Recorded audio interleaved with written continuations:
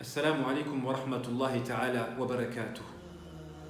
Si je fais cette vidéo, c'est pour répondre à une question simple, mais ô combien essentielle.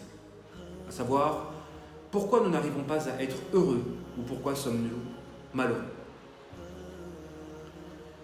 Effectivement, pour être heureux, il suffit de concrétiser ses projets, de réaliser ses objectifs, de se rapprocher de nos buts.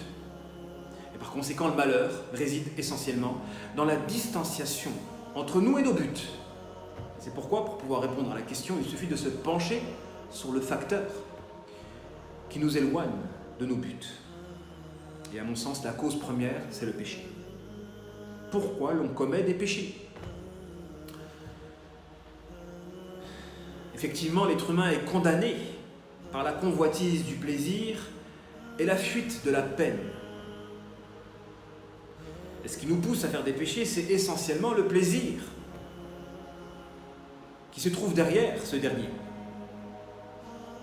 Mais en tant que croyant, on a le devoir d'agir par rapport aux conséquences de nos actes. Avoir la foi, c'est agir par rapport au paradis et à l'enfer. Peut-il être croyant, celui qui commet un péché en faisant abstraction des conséquences de ses actions ici-bas ou après la mort? Peut-il être croyant? Et comme le disait le poète justement, la khayra fi ladhati min ba'diha an-nar. Il n'y a aucun bien dans un plaisir derrière lequel se trouve la honte.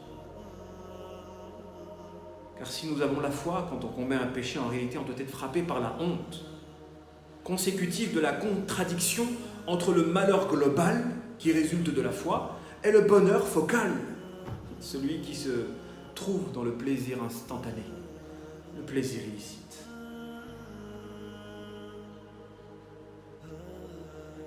Si je parle de ce sujet-là, c'est que je suis attristé par ces musulmans qui n'arrivent pas à être opérationnels, qui n'arrivent pas à concrétiser des projets et qui font du surplace dans leur vie et qui sont frappés par conséquent par un malheur global, malgré qu'ils peuvent jouir instantanément à faire des péchés dans la récurrence. Si nous n'arrivons pas à réaliser des objectifs grandioses, c'est tout simplement parce que nous sommes vaincus par des péchés à l'échelle individuelle. On manque de responsabilité. À partir du moment où nous constituons une Oumma, les manquements des uns porteront préjudice aux autres. Si nous avons des frères et des sœurs qui souffrent là-bas, c'est parce que nous manquons à nos devoirs ici, à l'échelle individuelle. Et c'est pourquoi on a le devoir de relativiser nos peines et nos plaisirs, en observant à travers un regard global, le regard de la foi, le regard du cœur. Notre prophète alayhi salatu wa salam a dit dans une tradition authentique: Yu'ta bi an'ami ahli dunya min ahli an-nar yawm al-qiyamah fayusbakhu fi an-nar sabgha thumma yuqal ya ibn adam hal ra'ayta khayran qat hal marra bika na'imun qat fayaqul la wallah ya rabb. On va faire venir la personne qui aura le plus joui dans ce bas monde, parmi les gens de l'enfer, et on la fera rentrer en enfer un seul instant, pour lui dire: oh fils d'Adam, as-tu goûté à un plaisir quelconque? As-tu goûté à un bienfait quelconque? Il répondra: non, je n'ai goûté à aucun plaisir. Aucun plaisir.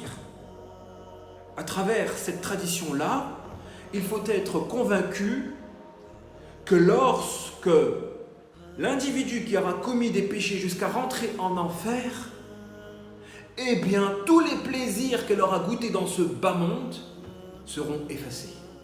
Effacés. À travers un regard global, le plaisir illicite n'existe pas. Vous convoitez quelque chose qui n'existe pas. Bien pire, vous convoitez de la douleur, en réalité. Parce qu'on doit relativiser à travers une douleur éternelle, la jouissance éphémère n'existe pas. Et pareillement, yu'ta bi ashaddi an-nas bu'san fi ad-dunya min ahli al-jannah fayusbakhu sabratan wahida fi al-jannah thumma yuqal ya ibn adam hal ra'ayta bu'san qat هل مر بك شدة قط فيقول لا والله يا رب ما مر ببؤس قط ولا رأيت شدة قط. On va faire venir la personne qui aura le plus souffert dans ce bas monde parmi les gens du paradis. On la fera rentrer au paradis ne serait-ce qu'un seul instant. Et on lui dira, as-tu goûté à une douleur quelconque, à une souffrance quelconque, à une misère quelconque? Elle répondra, non par Allah, je n'ai goûté à aucune douleur, à aucune souffrance, à aucune misère. Le croyant, quand il souffre de suivre la voie droite, parce que si on suit la voie droite, on va être affecté par des épreuves. Eh bien, s'il patiente et qu'il rentre au paradis, toutes les douleurs qu'il aura goûtées ici-bas n'existeront plus. Effectivement, à travers une jouissance éternelle et infinie, est-ce que la douleur instantanée existe? Elle n'existe pas. Elle n'existe pas. En tant que croyant, on a le devoir de relativiser nos peines et nos plaisirs et d'agir avec l'œil du cœur. C'est ça qu'avoir la foi. Si je fais ce rappel, c'est parce que si nous n'arrivons pas à être heureux, c'est des conséquences de nos péchés. Et à force de faire des péchés, on devient des bons à rien, on n'arrive pas à concrétiser nos projets, on n'arrive pas à se rapprocher de nos buts. Et en tant que croyant, on doit avoir un but collectif. Défendre les droits des opprimés, parmi les nôtres, notre Ummah. Les manquements des uns portent préjudice aux autres. Si nous avons des croyants musulmans qui souffrent là-bas, c'est parce que nous manquons à nos devoirs. Et le premier des devoirs, c'est d'obéir à Allah subhanahu wa ta'ala. Et d'arrêter de suivre le diable en poursuivant des plaisirs instantanés derrière lesquels se trouve la honte. La honte.